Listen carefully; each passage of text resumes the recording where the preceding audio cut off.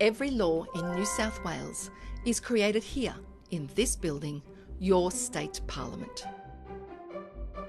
This is Ms. Purple, and she is the leader of the Purple Party.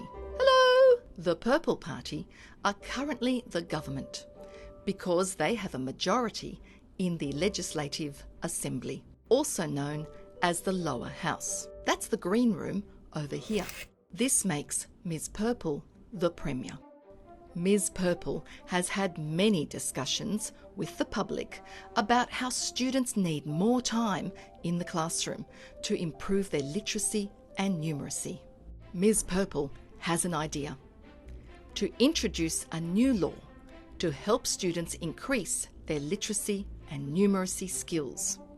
She meets with her senior ministers, and the Minister for Education, Mr. Mauve, suggests student literacy and numeracy might improve if students spent more time at school. The Cabinet discusses this and decides that increasing school 1 hour per day will improve students' results. This idea is taken to the New South Wales Parliamentary Council's office, who are the experts in law writing. They write a bill that would legislate school to run for 1 hour longer per day. A bill is a proposed law. The Minister for Education, Mr. Mauve, introduces the bill in the lower house. The bill is soon debated in the lower house, which means other members can suggest changes known as amendments. In the state of New South Wales, Ms. Peach is a member of the Orange Party and is the elected member for her local area. Ms. Peach has received calls from parents in her local area.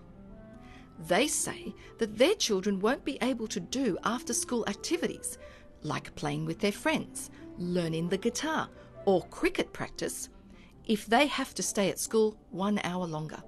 Ms. Peach proposed an amendment to have school on Saturdays instead of 1 hour longer every day. A majority of members must vote in support of this change for it to be added to the bill. The majority of members feel that this change would take students away from Saturday sport, so they do not vote to support Ms. Peach's change.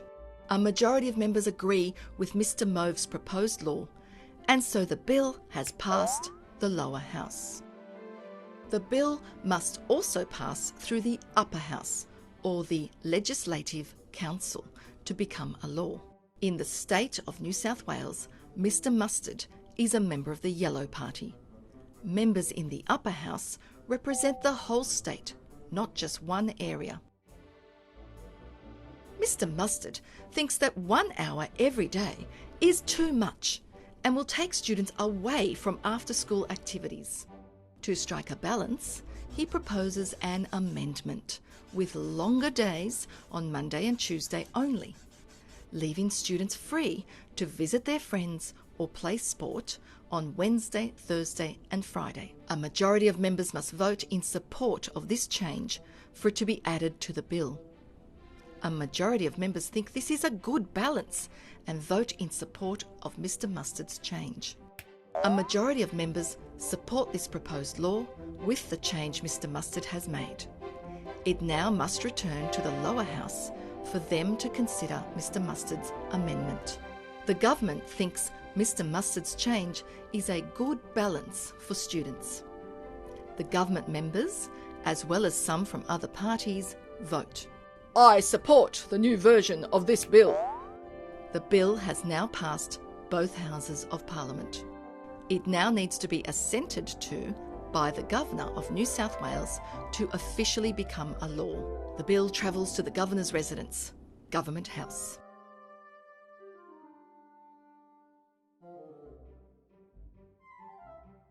After consideration, the Governor signs the bill and it is now a law.